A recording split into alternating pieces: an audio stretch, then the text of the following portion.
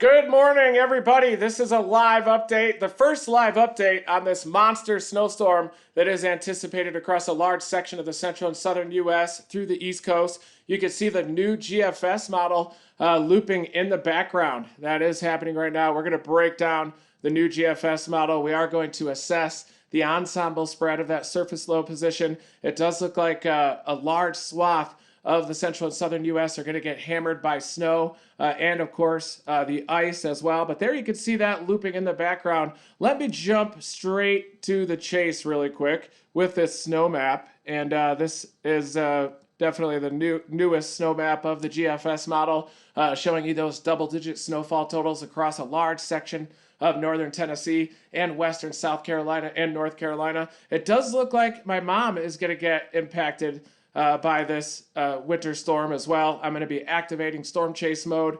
We'll be coming out there as well to chase this storm up the East Coast, starting off at upstate South Carolina. Looks like an absolutely crippling ice event across portions of upstate South Carolina and the North Carolina Piedmont. Here is the latest ice accumulation map. So this shows freezing rain accumulation, 1 to 3 inches of ice accumulation possible. That's an absolutely crippling icing event. Major power outages. Power could be out for a matter of weeks there across far northern South Carolina into the Carolina Piedmont location. That does include the Greenville area. Looks like possibly up to an inch of freezing rain there. And it is going to begin on Saturday evening across upstate South Carolina. Could begin as liquid rain, and then that cold air is going to bleed down on the eastern side of the Appalachians because of that 1030 millibar high that is blocking this storm system. That's going to be in the wake of that coastal storm that is ejecting off to the northeast. That's just off of Nova Scotia. When that storm ejects, this one's coming in behind it. So we do have this double trough ejection, and it is a PNA, positive PNA pattern as well. I am going to discuss this very favorable pattern here for snowstorms and for winter weather in the eastern U.S. So here you can see this pattern. This is a global view. A positive PNA means that in general, you have this ridge in the western U.S. and a trough, large-scale troughing in the eastern U.S. That's the positive PNA that we call it. This is the upper-level storm system in Alberta Clipper that's going to be the main weather maker for this snowstorm. This is a coastal storm here off of Nova Scotia. Saturday morning is going to be ripping off to the northeast, and definitely a complex pattern here because you have this double-barreled storm system. You have the coastal low that Saturday morning is going to be off of Nova Scotia. That's the lead storm system. And then you get this big ridge building upstream of it that is definitely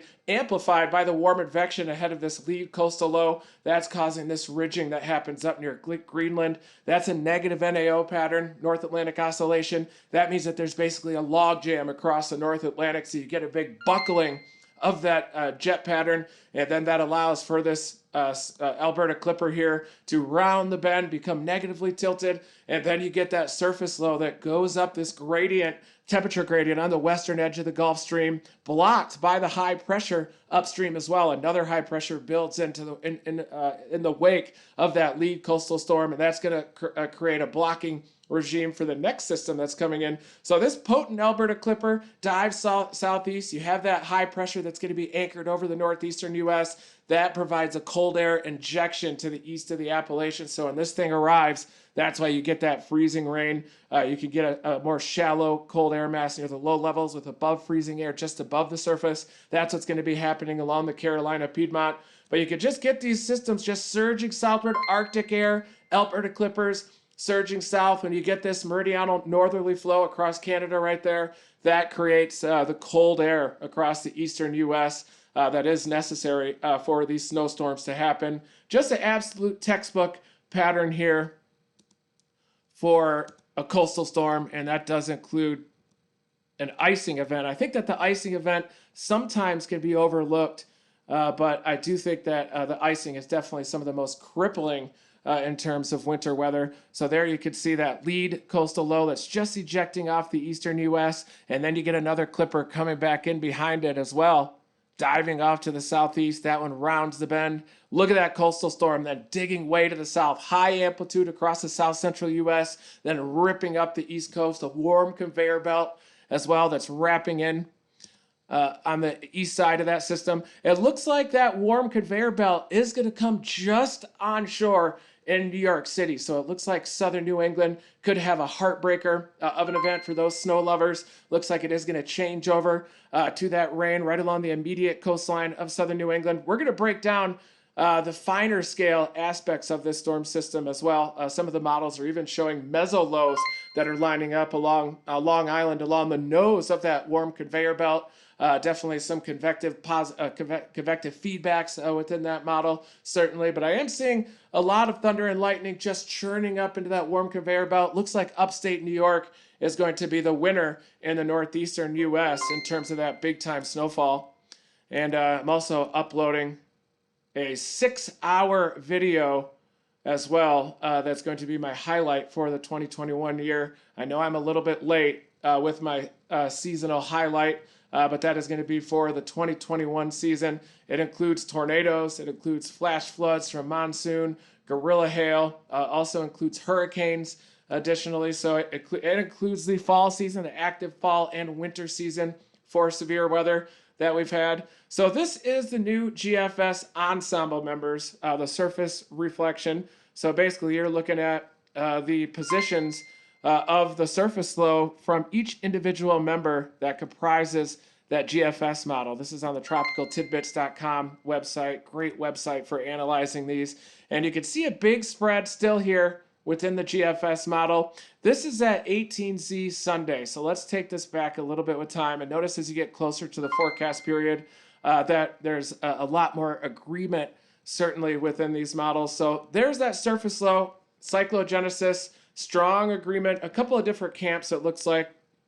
One camp further south into the northwest Texas Panhandle and Oklahoma Panhandle, another camp out near Lamar, Colorado. But this is that big Alberta clipper that's dropping down from the southeast already. Winter weather alerts across a large swath of the northern plains. And watch that surface reflection diving south through Arkansas, eventually through Mississippi, and then you start getting some more spread. But the models have definitely been shifting further and further southeast with time, which should increase the likelihood for that winter weather across the Carolinas and upstate Carolina, and definitely will increase the likelihood for a very impactful icing event. But you definitely have a decent spread in the surface low position from northwest to southeast. But the GFS model and the other models are certainly trending toward a further southeast surface low track, which would mean that then anywhere to the north of that surface low track, definitely going to get hammered by snow and ice. Looks like snow across the higher elevation, basically the Blue Ridge Escarpment and up. There are the areas like Pretty Place, South Carolina, could get double-digit snowfall, 12 to 16 inches of snow. But then just off that escarpment, could get freezing rain, 1 to 3 inches of freezing rain. Travelers Rest down toward the Greenville area as well. And then this system lifts off to the northeast. And we are about to look in a lot more detail and some of the finer scale features of this snow and ice event here in a second. But I wanted to show you the ensemble spread, at least amongst the different GFS members. And this is going to be a close call for New York City. If a couple of these outliers verify offshore, then you'll get snow in New York City. But if these surface low tracks that hug the coastline moving right over New York City, it does look like that warm nose, that warm conveyor belt is going to bleed onshore, and that should keep everything rain across Long Island, southern New York. And that would mean upstate New York is the absolute winner in terms of snowfall and inland. Also in New England, some of the higher terrain. Additionally, I just spilled my coffee. Oh, good heavens, spilled it everywhere. And then you get some strong agreement as that coastal low centers over the Gulf of Maine as well, areas like Maine, the Canada Maritimes as well, but a lot of warm air is going to wrap around the north side of that storm system. So there is the GFS model. And I could show you how it's trended since last night in terms of the ice accumulation. Pretty consistent from the 6Z GFS to 12Z. This is the 6Z run, last night's model run, basically showing that bullseye in blue, 1 to 3 inches of ice there. North central South Carolina, just to the west of the Florence area, just east there of the escarpment as well. Greenville, Travelers Rest areas could get hammered by that icing event. Let's take a look at the 0Z run as well and See how that changes with time. And notice how that icing is pushed a little bit to the southeast from the 0Z to the 12Z run of the GFS. So we definitely are getting just a little bit in the way of that shift off to the southeast that is happening. Hopefully my live is still going.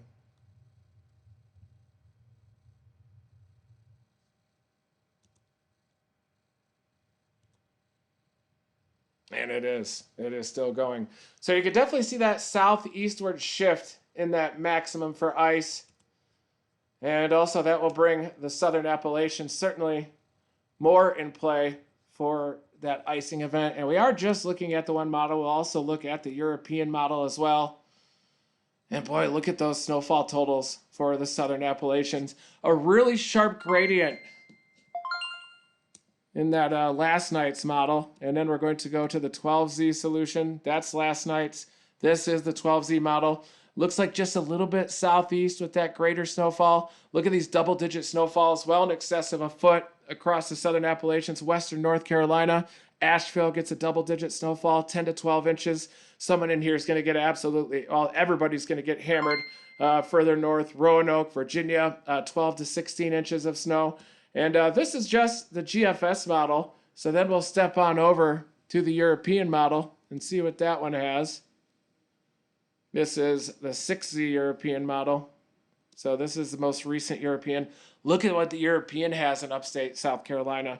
So with that southeastern shift that we're getting in the models, it seems like the European is also shifting off to the southeast, but has a better reflection in the shift in the snowfall off to the southeast, and a deeper, colder air mass into upstate South Carolina is being indicated by the European model. 10 to 12 inches of snowfall as far south as Greenville, maybe even down toward the Clemson area, northeastern Georgia as well, Atlanta. The European model showing several inches of snow. Nashville getting in excess of a foot from this storm system, and this is the European model. So the GFS model shows more of an ice storm in the Greenville, South Carolina, and the Piedmont area, but the European model has a deeper cold air mass and shows all snow into upstate South Carolina. Both models, though, show central Tennessee, middle Tennessee absolutely getting hammered by this snowstorm.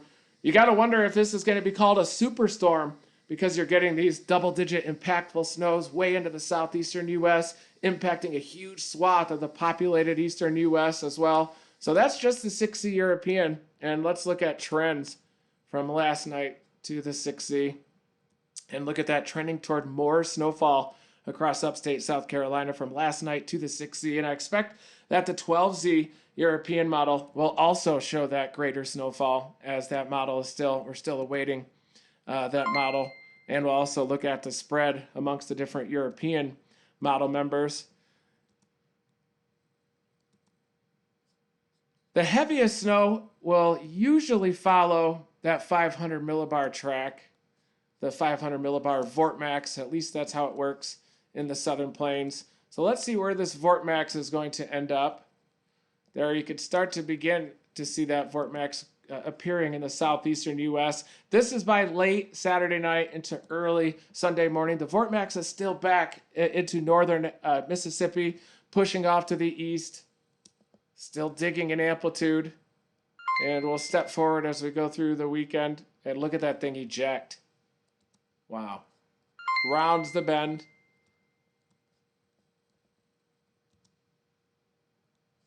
This is Sunday afternoon. And look at that surface low track right centered over upstate South Carolina and northeastern Georgia. Not surprising that that's also where that snowfall max is located, at least according to the European model.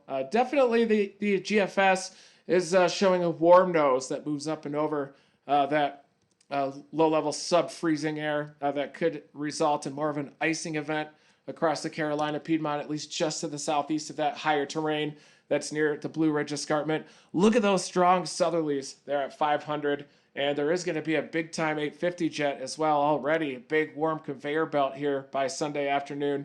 So here you can see that warm air lifting up and around the 850 low. You can still see these southerlies across the Carolina Piedmont. That is transporting that warmer air over the cooling air at the surface That Arctic air surging southward to the east of the Appalachians from that 1030 high anchored over the northeastern U.S.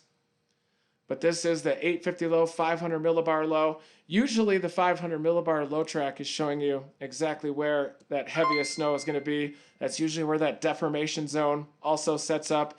And that 500 millibar track is going to go right up the spine of the Appalachians. Snow lovers in the southern Appalachians are at, and look at this thing intense and gain a bit, intensify and gain a bit of a negative tilt. That's key as you have that upstream high pressure. Definitely the negative NAO, that high pressure up over Greenland helps to buckle this pattern and encourage the formation of these negatively tilted troughs. Then you get more warm advection downstream, which helps to solidify that downstream blocking ridge. And then you get these positive feedback mechanisms that develop. You get a negatively tilted intensifying system, more warm advection downstream, a stronger ridge, more of a buckled upper level pattern, and that's how these evolve. So even this close to the event, if you're living in Greenville, South Carolina, and notice how this is a bit inland as well, I do think that this is going to be just, the heaviest snowmax is going to be just inland. Certainly has a telltale sign of mixing over to rain along southern New England. This is the 0Z model last night. So let's now take a look at that evolution from 0Z to 12Z. But it does look like from 0Z to 12Z, the GFS has wobbled back just a little bit north with the track of that surface, with the track of that 500 millibar Vortmax. So that's why the GFS still has more of an ice event in Greenville, with that surface low track getting compact and passing over the southern Appalachians over western North Carolina. If you look at that surface low comparison between the 12Z GFS and the European model as of last night, the European model is a little bit slower and still further south with that Vortmax. And that's why it brings that heavier snow down into Greenville, getting the double-digit snowfall totals. So there's still model discrepancies even this close to the event.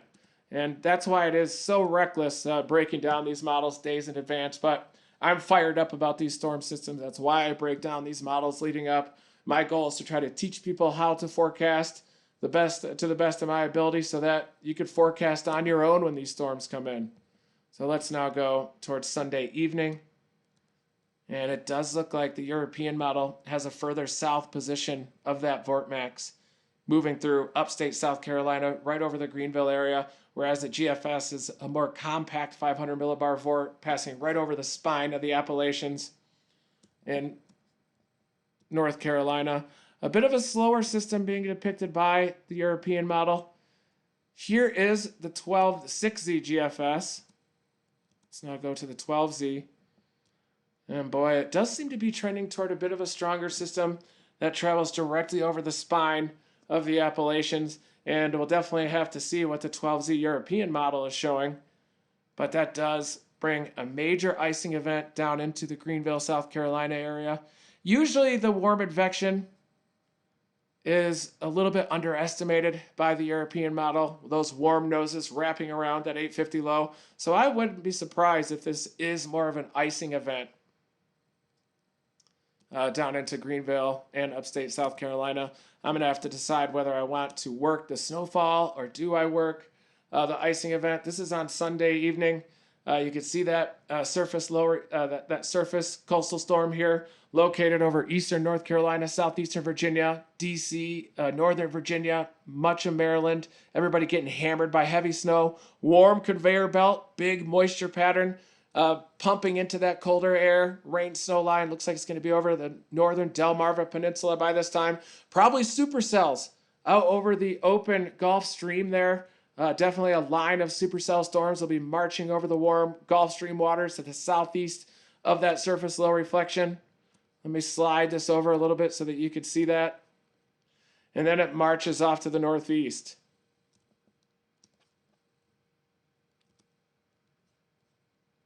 This is late evening, Sunday evening, southeastern PA, Philadelphia getting blasted. Look at this conveyor belt of moisture, supercell storms out over the Gulf Stream, down to a 992 millibar low in Virginia. Wrap around some deformation zone banding as well there, hammering the mountains of western Virginia. Also areas like Roanoke as well, getting some big wraparound.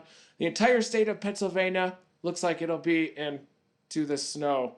This is at about midnight Sunday night. Looks like a rain event across Long Island, New York City, central, southern New Jersey. And the system, you get this double-barreled surface low. The old surface low begins to transfer to the coastline here just off southeastern New Jersey, dropping down to a 988 millibar low. You're going to have these supercells just feeding the moisture regime, warm advection, hammering that boundary. Your surface front will be located from central New Jersey, just to the north of New York City, and across the Long Island Sound. And boy, it looks like the GFS is very close with that surface low passing just offshore of New York City. So it's going to be very close as to whether this is a snow event or a rain event. Looks like the 12Z GFS is coming in with a bit of a heartbreaker over southern New England, changing over to rain there as well across southern Connecticut, starting off with a period of heavy snow. Southeastern Massachusetts also changes over. And it looks like the breadwinner for big-time snow, Albany area, upstate New York, the ski country of Vermont, as well as New Hampshire, western Massachusetts, northwestern Connecticut, absolutely getting blasted by that big-time snow. And that's why you get the 12 to 16-inch snowfall totals across upstate New York and also interior New England. And look at that surface low track moving very close to the Boston area there by Monday, late morning. But you remember we looked at those GFS ensembles, and there still is quite a bit of a spread from northwest to southeast, and some of those ensembles still showing that surface low being further offshore. That would bring that band of heavier snow closer to the coastline, areas like New York City and Long Island as well. So it is going to be close. And Saturday evening is when my chase is really going to begin. That's when that precipitation moves in. This is midnight Saturday night. The blue is snow, as you can see. And then that cold air begins to sag south on the east side of the Appalachians. And then that precipitation changes over to freezing rain southeast of the Blue Ridge Escarpment. This is that higher terrain, some of those 3,000-foot elevations up near the North Carolina, South Carolina border. You're going to be snow, northeastern Georgia as well, possibly all the way back toward the ball ground area, Jasper, Georgia. Definitely you're going to get a big snow event. And then closer to the core of that upper level low where you get a lot more cold air aloft, deeper cold air. That's why you get those double-digit snowfall totals into central Tennessee as well. And the models are pretty consistent with that. So this is on Sunday morning, full-blown ice storm happening, Carolina, Piedmont, big-time full-blown snowstorm happening across the higher terrain, southern Appalachians of western North Carolina. Then it changes over to rain across northeastern Georgia, stays heavy snow near the core of that upper level low across central Tennessee. Looks like a heavier snow event. And there's that surface low track moving through central Georgia. Big warm nose pumping in, lifting up and over top that those sub-freezing temperatures at the surface. There are those sub-freezing surface temperatures. Freezing rain soundings being indicated.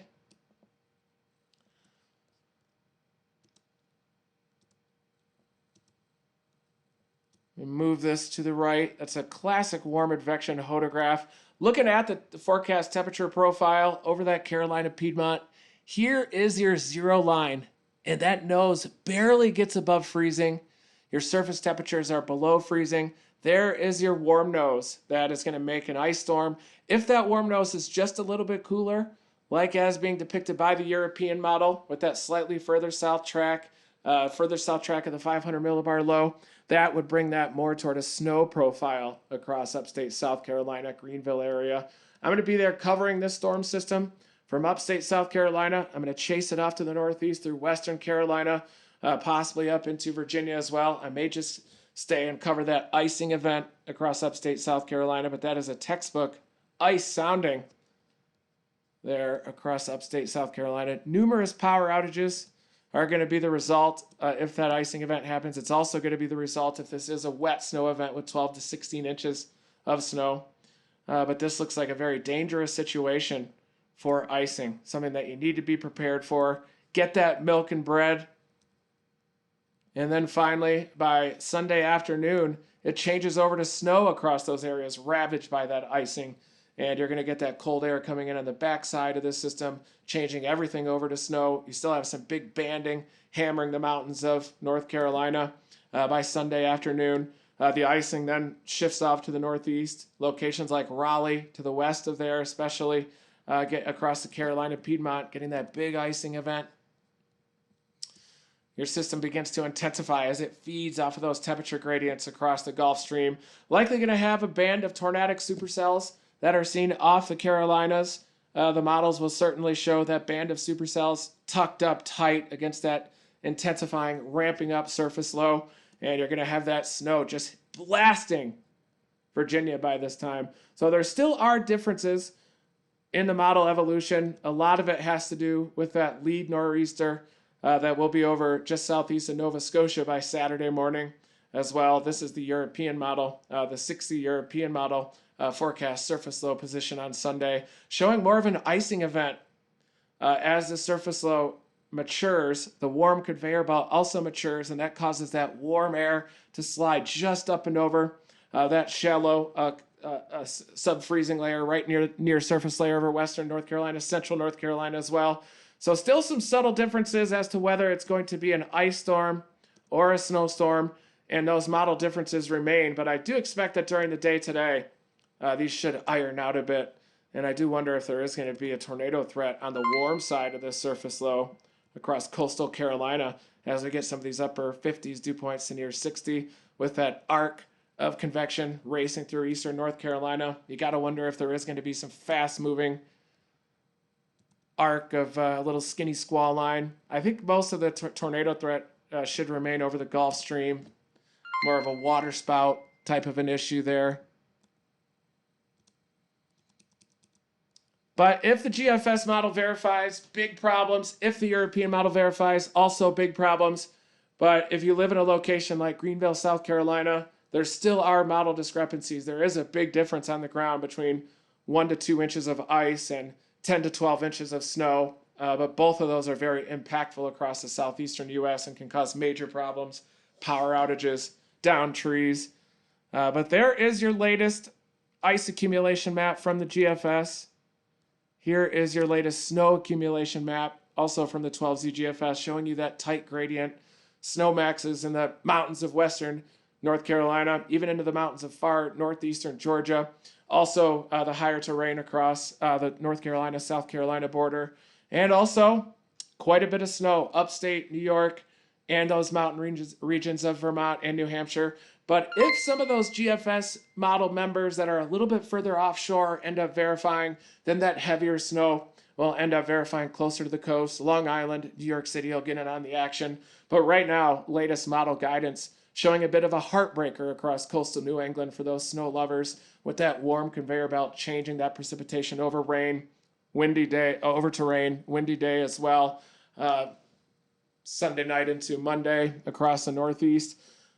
The one thing that's preventing this system from being a superstorm is that it is going to be moving a little bit faster, but you could call it a superstorm because locations in the southeastern U.S. that normally don't get a ton of snow are going to get hammered from this one. Locations like Nashville, upstate South Carolina, the icing event across the Piedmont, but the biggest snow should be focused across the Appalachians and the adjacent foothills and some of that higher terrain, including as you go into the northeastern U.S. But it is a favorable long-term pattern for more coastal storms as we're going through the winter. That positive P&A that we have going on, which is related to a western U.S. ridge and an eastern U.S. trough, that is going to be in place. That encourages those Arctic air masses to dominate the eastern U.S. It also encourages an influx of those storm systems or Alberta clippers dropping in from the northwest, bringing in that Arctic air and then lifting up on the east coast.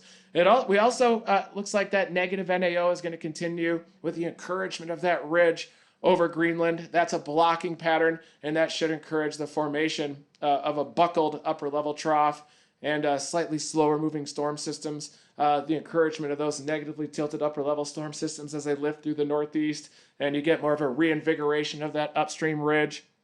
So definitely going to see a lot of meteorology playing out this weekend, and I will be on the ground. I am heading out there tomorrow. I will be chasing this storm for AccuWeather as it lifts off to the northeast. And looks like a pretty impactful winter storm is going to hammer a large swath of the eastern U.S. And I also don't want to be too focused on the eastern U.S. with this. So let us now look at the Corn Belt as well and some of those winter weather alerts.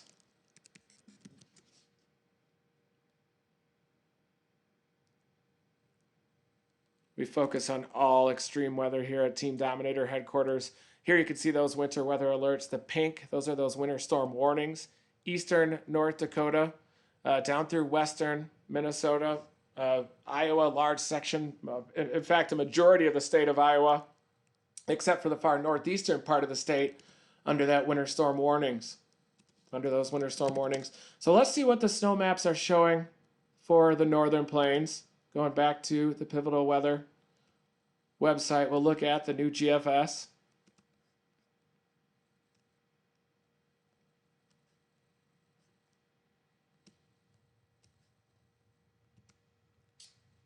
We'll do the 10-to-1 ratio. Old Faithful. So there you can see that swath, relatively smooth swath from eastern North Dakota. That's 6 to 8 inches of snow, increasing as it drops off to the southeast, as that Alberta Clipper is an intensifying, amplifying system dropping in northwest to southeast across the Central Plains. Looks like there has been a shift a little bit to the right with that heaviest snow axis. Des Moines, you're going to get in on the action. Looks like Omaha might miss out on that heaviest snow with that axis of snow shifting a little bit to the east. I know my friends with the Omaha Twister Chasers and Nebraska Storm Chasers out there are fired up about the prospects of this Alberta Clipper dropping to the south, but it does look like it's going to be more of an Iowa event with that swath of snowfall diving south through Iowa. Let me make sure that my graphics are centered here with this, and they are. That is good. We are dominating. So now we're going to look at the evolution of this Alberta Clipper.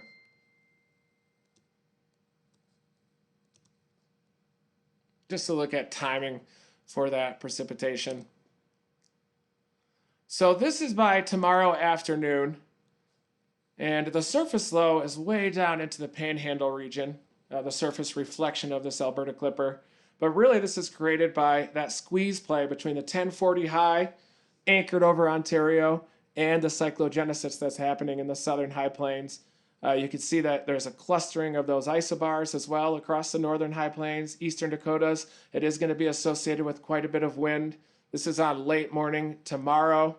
You're going to wake up to snowfall, locations like Sioux City, Iowa, southwestern Minnesota, Mankato, Minnesota up there, north central Iowa, Ames. By midday, you're going to start getting in on that snow action.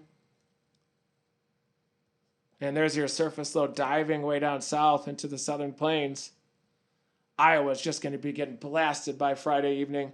A bit of a warm nose then moves up through the Missouri River Valley, nosing up into Omaha. Might even change things over to a little bit of a rain or a bit of a mix. That's why that heavier snow is located just to the east of that.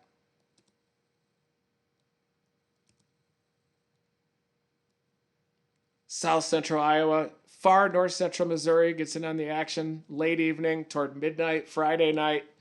Look at that, northern Missouri, northeastern Missouri gets in on the action as well. And then the system taps into the Gulf of Mexico. And that's why you start to get those blobs of even heavier precipitation across parts of the Mid-South. You start to tap into that reservoir, those 70s dew points. We'll call it 60s dew points. We did clear out the Gulf of Mexico during that last storm system, but there is your moisture injection from the Gulf of Mexico for this system. That's why areas like central Tennessee get blasted. GFS still has those 60s dew points along coastal Carolina evolving by Sunday afternoon. So I wonder if Sunday afternoon there could be a little bit of a tornado threat that evolves for the North Carolina Outer Banks.